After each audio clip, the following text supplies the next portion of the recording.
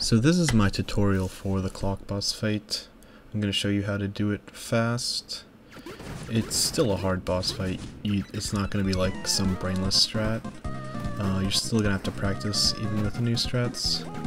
So I'm just going to show you how it's done normally and not really commentate on what I'm doing so that you can see what it's supposed to look like.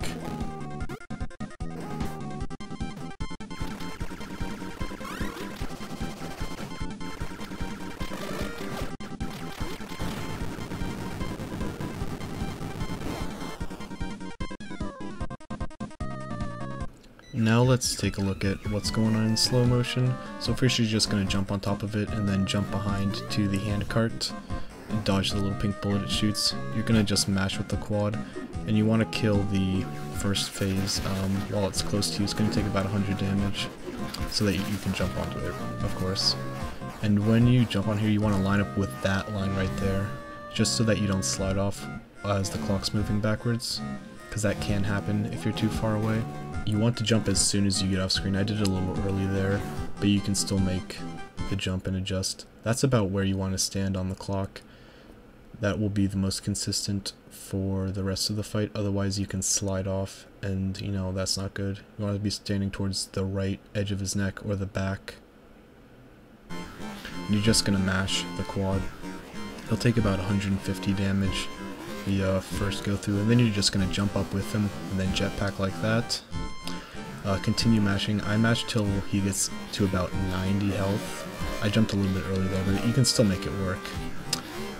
And then you're gonna jump once, then jump again. And then you're gonna, when you jump again, you're gonna jump off backwards like that, and then jetpack, and hopefully get onto the handcart. You notice I let go of the shoot button.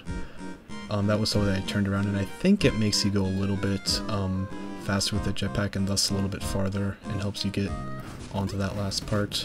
I'm not quite sure, but it seems more consistent for me, but it could also just be me getting better. So I did mention that you want to be towards the back edge of his neck, but that's not really like a death sentence. If you're not, you can still adjust yourself mid-fight. You'll see me do that right there.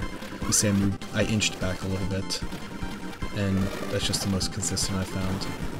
So it's not the end of the world if you don't.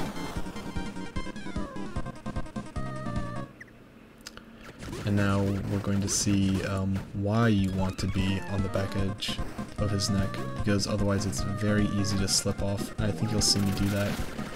And while it is possible to recover, it's significantly harder to do the fight if you're not. So, as you see, I was a little bit towards the front, and yeah, I just fell off and died. So I think this clip you'll see me doing it correctly. So first part of the fight, same as always.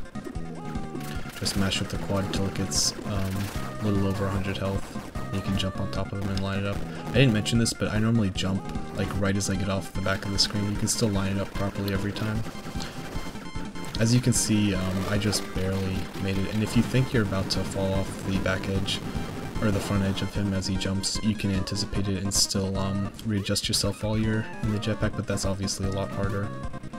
So earlier I mentioned that you want to jump with him as he's jumping after you do around 150 damage to him. That's because you can actually slide off as he jumps, and you'll see what happens if you don't jump properly.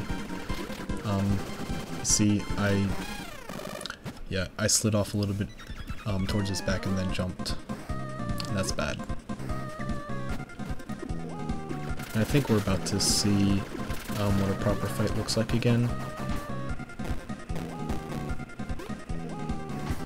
Again, jump right when you get off the screen, and that'll be the most consistent way of setting up the first jump onto him. And again, there you see I turned around with the jetpack by letting go of the quad, because I was just holding it and not mashing it. And this is just a little blooper I had while recording. I didn't manage to kill him, but I still managed to land on the cart. You see I was like one hit away, and I ended up landing on the cart right there, and died. So yeah, that's it for my clock tutorial. It's a hard boss fight, but if you just follow my tips, it should be a little bit easier. So that's it. Bye-bye!